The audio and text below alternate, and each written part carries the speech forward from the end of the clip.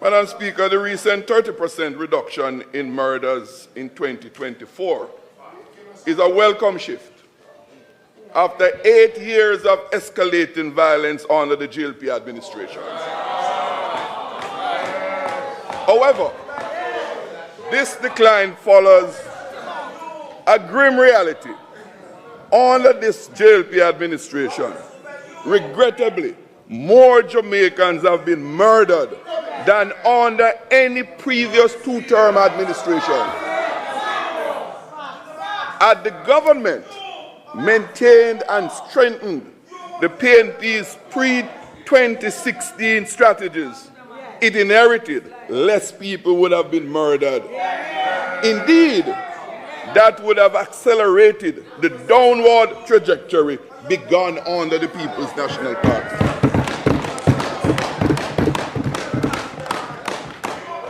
This decline, while encouraging, is fragile. Jamaica's homicide rate remains among the highest globally, compounded by unchecked financial crimes and mass shootings.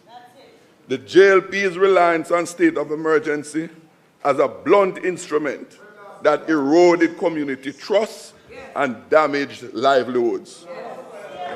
That has proved disastrous. Their approach mirrored net fishing, indiscriminately sweeping up innocent young men and children while failing to dismantle criminal networks. There is a better way, Madam Speaker.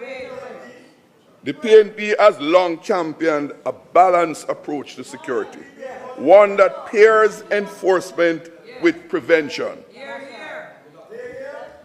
The new Commissioner, Dr. Blake's recent endorsement of focused deterrence, targeting the 1% responsible for 70% of violence, validates our stance.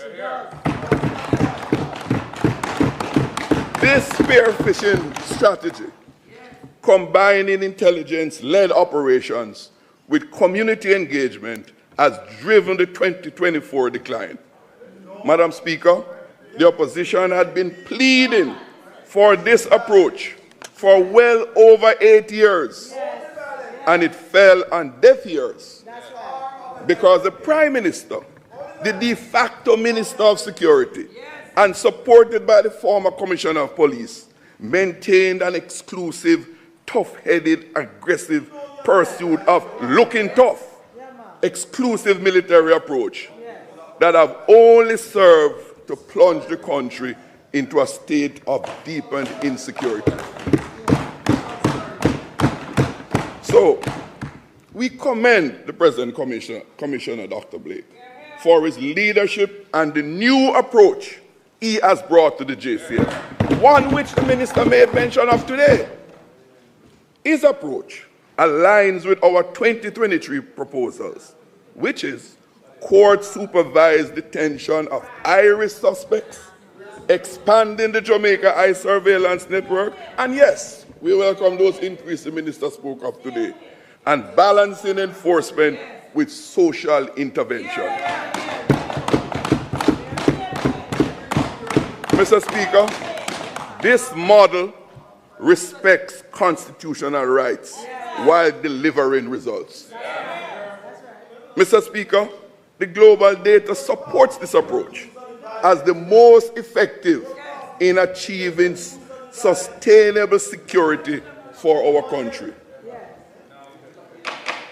In this regard, I give this Parliament and my fellow Jamaicans the solemn undertaking that the next PNP government will commit the necessary resources to the JCF and its allied entities to ensure continued and widened success in sustained crime reduction and citizens' security. It's not just about reducing crime rates, but also about improving the quality of life and creating conditions where people can feel safe and thrive.